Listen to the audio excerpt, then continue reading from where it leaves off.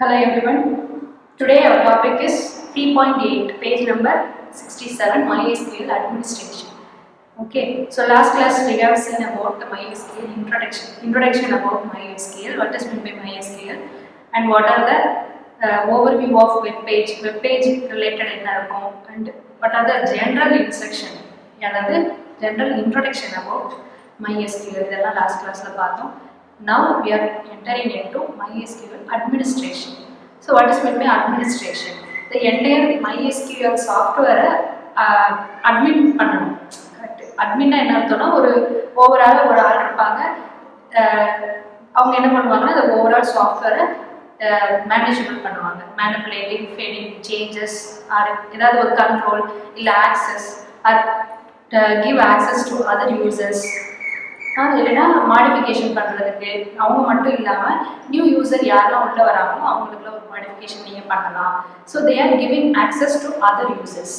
Okay, so the overall like principal, ஸ்கூலில் வந்து principal வந்து எல்லாருக்கும் ஒர்க்கை வந்து கைட் பண்ணுறாங்கல்ல, அது மாதிரி அட்மினிஸ்ட்ரேட்டரோட வேலை என்ன, த ரோல் ஆஃப் அட்மினிஸ்ட்ரேட்டர் என்ன அப்படின்னா இதுதான். சரியா? Take care of configuration.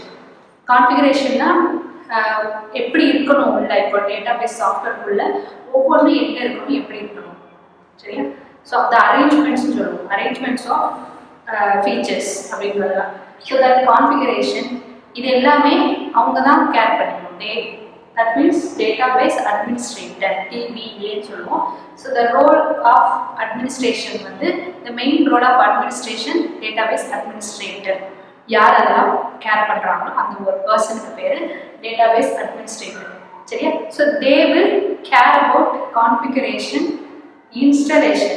First configure பண்ணணும், இல்லை என்னென்ன இருக்கணுங்கிறது கான்ஃபிகர் பண்ணணும், ப்ளஸ் இன்ஸ்டால் பண்ணணும். That software வந்து installation. So that process will be taken care by database administrator. And performance, that software ஓட performance overall எப்படி இருக்குங்கிறத overview பண்ணுறது. And security, that software ஓட secure வந்து எந்த அளவில் இருக்குங்கிறதையும் மேனேஜ் பண்ணணும்.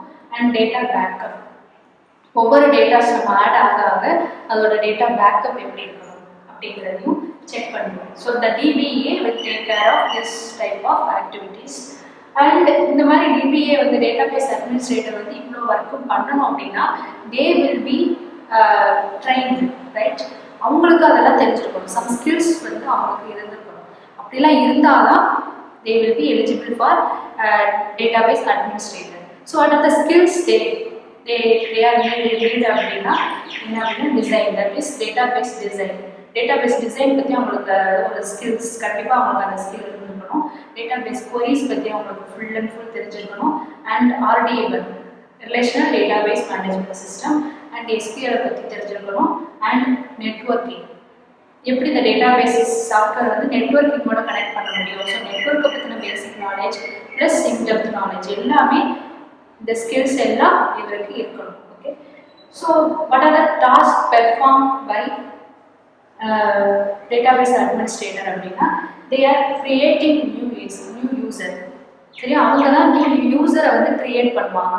And they are giving access to the particular user, providing access to the particular user. இப்போ நான் வந்து உள்ள போகிறேன் அப்படின்னா என்னை வந்து அவங்க நியூ யூசரை ஆட் பண்ணணும், ப்ளஸ் எனக்கு ஒரு பாஸ்வேர்டு கொடுத்து நீங்கள் இதெல்லாம் ஆக்சஸ் பண்ணிக்கலாம் அப்படிங்கிறது எனக்கு ஒரு ப்ரொவைடிங் ஆக்சஸ் வந்து எனக்கு வந்து அவங்க ப்ரொவைட் பண்ணணும். சார் ஆக்சஸிங் ரைட்ஸ் வந்து எனக்கு அவங்க ப்ரொவைட் பண்ணணும்.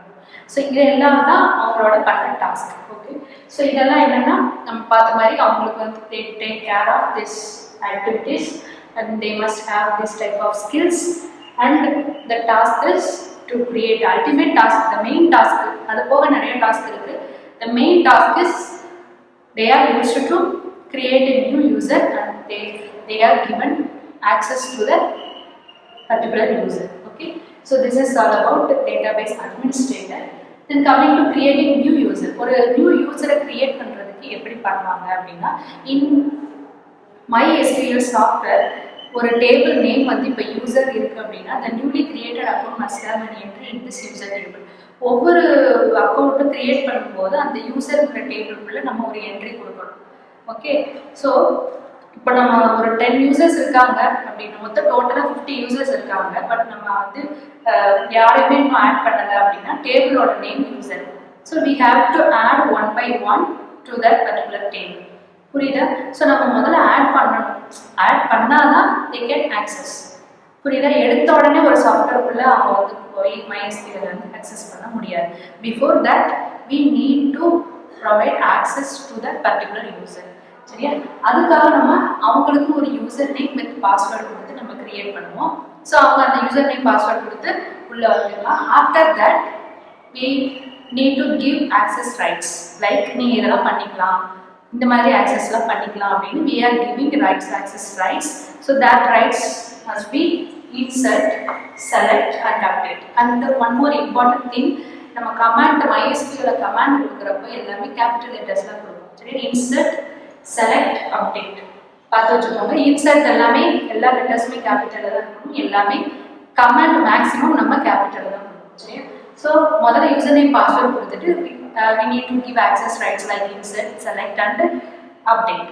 ஓகே, ஸோ இந்த மாதிரி அப்டேட்ஸை கொடுத்து நீங்கள் வந்து ஆக்சஸ் பண்ணிக்கலாம். இந்த மாதிரி இன்சர்ட்னா if you want to insert any new row அப்படின்னா யூ கேன் இன்சர்ட். செலக்ட்னா அமௌண்ட் ஒரு 10 ரோஸ் இருக்குது அப்படின்னா you can select any one of those rows. நீங்கள் பர்டிகுலர் ஒரு ரோ மட்டும் நீங்கள் செலக்ட் பண்ணிக்கலாம். ஸோ அதுக்கும் உங்களுக்கு ஆக்சஸ் கொடுக்கணும், அப்போ தான் நீங்கள் எடுக்க முடியும். அது மாதிரி அப்டேட்னா 10 இருக்குது, நீங்கள் 11 ஒன்று அப்டேட் பண்ண போகிறீங்க அப்படின்னா you can update yourself. Okay, so those are the access rights. அந்த மாதிரி ஆக்சஸ் ரைட்ஸ் கொடுக்கலைன்னா யூ கேன் ஜஸ்ட் போய் பார்த்துக்கலாம், என்ன இருக்குங்கிறத பார்த்துக்க மட்டும் வேணும் செஞ்சுக்கலாம். பட் நார்மலி இந்த யூசர் வந்து எல்லாருக்கும் ஆக்சஸ் ரைட்ஸ் வந்து டேட்டாபேஸ் அட்மினிஸ்ட்ரேட்டர்லேருந்து நமக்கு கொடுத்துருவாங்க. சரி, ஸோ சின்டாக்ஸ்ன்னு பார்க்குறப்போ syntax is nothing but queries. நம்ம எல்லாமே கமாண்ட்ஸ் மட்டும்தான் கொடுப்போம்.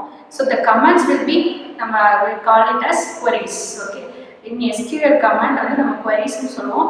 ஸோ த queries வந்து ஒரு ஃபார்மெட்டில் இருக்கணும். ஃபார் இன்சர்ட்னா இன்சர்ட் கீவேர்டு ஸ்டார்ட் பண்ணி ஒரு ஃபார்மெட்டில் இருக்கணும். அந்த ஃபார்மெட்டில் கொடுக்குறப்போ it will accept and after processing it will give the result according to your input. சரி, நீங்கள் கொடுக்குற இன்புட்டுக்கு ஏற்ற மாதிரி அதை வந்து ரிசல்ட்டை கொடுக்கும். ஸோ அதுக்குன்னு ஒரு பர்டிகுலர் சின்டாக்ஸ் இருக்குது. Syntax is nothing structure. இந்த ஸ்ட்ரக்சரில் தான் நீங்கள் queries கொடுக்கணும். சும்மா நமக்கு பிடிச்ச மாதிரி எனக்கு இந்த ரோவை செலக்ட் பண்ணுறேன், இன்சர்ட், செலக்ட் திஸ் ரோ அப்படின்னு நம்ம கொடுத்தோம்னா செலக்ட் பண்ண முடியாது. ஸோ ஒரு பர்டிகுலர் சின்டாக்ஸ் இருக்குது. தட் சின்டாக்ஸில் நம்ம கொடுத்தா மட்டும்தான் we can access. Okay, so இந்த சின்டாக்ஸ் வந்து உங்களுக்கு இந்த புக்கில் க்ரீன் கலர் இதில் கொடுத்துருக்காங்க. இது வந்து எக்ஸாம்பிள். இதுக்கு மேலே வந்து சின்டாக்ஸ் இருக்குது, பார்த்துக்கோங்க. நான் எழுதலை, but I will explain by using this. Okay, so syntax வந்து ஒன்றும் இல்லை, இன்சர்ட் இன்டுங்கிறது கீவேர்டு. சரியா, யூசர்ங்கிறது டேபிளோட நேம். நீங்கள் டேபிள் நேம்னு கொடுத்துக்கலாம். சின்டாக்ஸில் போய் டேபிள் நேம் கொடுக்கணும். சரியா, பட் எக்ஸாம்பிளில் டேபிள் நேம் என்னதோ அதை நம்ம கொடுக்கணும். ஸோ நம்ம இங்கே யூசர்னு கொடுத்துருக்கோம். அண்ட் ஹோஸ்ட்டுங்கிறது பேராமீட்டர் 1. இப்போ நீங்கள் இந்த ப்ராக்கெட்டுக்குள்ளே எத்தனை பேராமீட்டர் கொடுக்கணுமோ அத்தனை பேராமீட்டர் 1, பேராமீட்டர் 2, பேராமீட்டர் 3 நம்ம வந்து ஹோஸ்ட் கொடுக்க போகிறோம், நேம் கொடுக்க போகிறோம், அவங்களுக்கு பாஸ்வேர்டு கொடுக்க போகிறோம், அண்ட் செலக்ட், இன்சர்ட், அப்டேட்டுங்கிற 3 ப்ரிவிலேஜஸ் கொடுக்க போகிறோம். அப்படின்னா you have to give the parameters in syntax. Okay, so this is the parameter 1, parameter 2, parameter 3 up to எது வரைக்கும் வேணுமோ போட்டுக்கலாம், டிட்டோ போட்டு கொடுத்துக்கலாம்.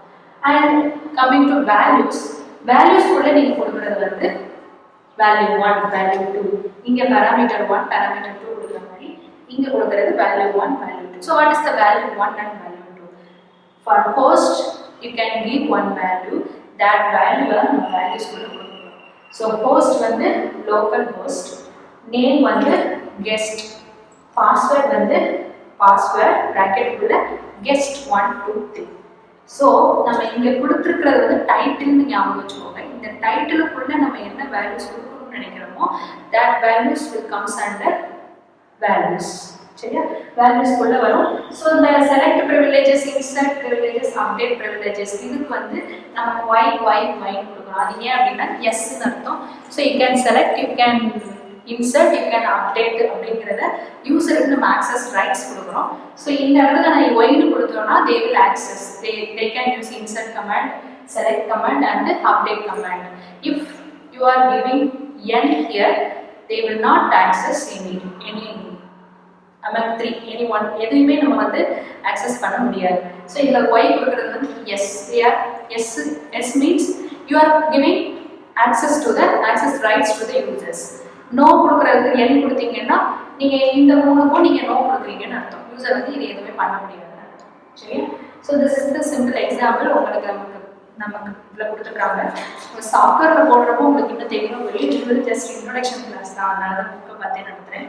ஸோ MySQL செலக்ட் கமாண்ட், இங்கே வந்து நம்ம இன்சர்ட் கமாண்ட். ஸோ இன்சர்ட் பண்ணுறோம், இங்கே வந்து செலக்ட் பண்ணுறோம். ஆல்ரெடி இருக்கிறதுல இருந்து செலக்ட் ஸ்டார் ஃப்ரம் யூசர்ங்கிற டேபிள்ல இருந்து நம்ம ஒரு இது செலக்ட் பண்ண சொல்கிறோம்.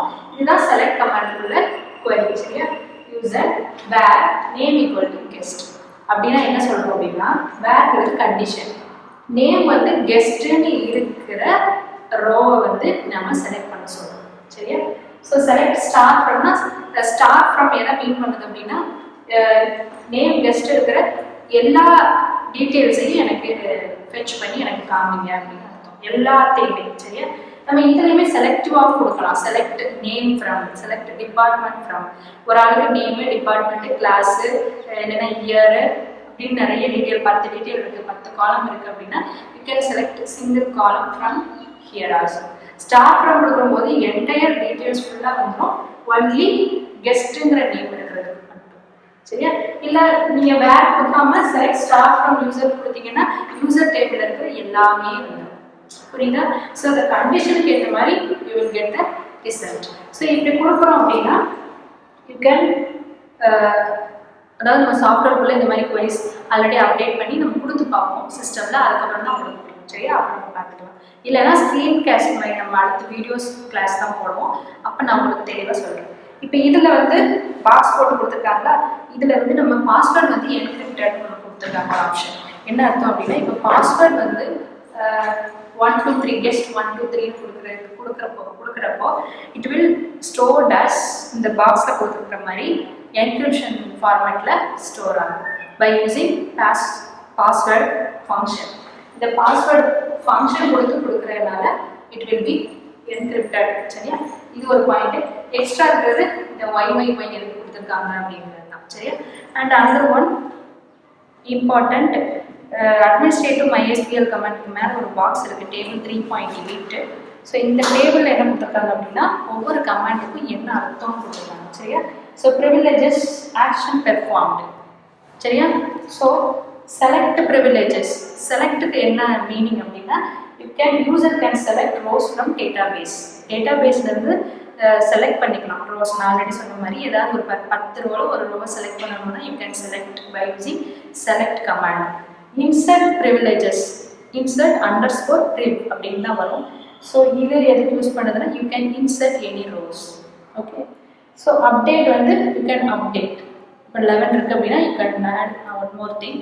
அது ஏதாவது ஒரு டேட்டாவை ஒரு நேமுக்கு பதிலாக நீங்கள் இன்னொரு நேம் கொடுக்க போகிறீங்க அப்படின்னா that means update. Okay. So delete privileges. If you don't want any rows in that particular database, you can delete. Okay, by using delete privilege. And create, if you want to create another one, you can use create.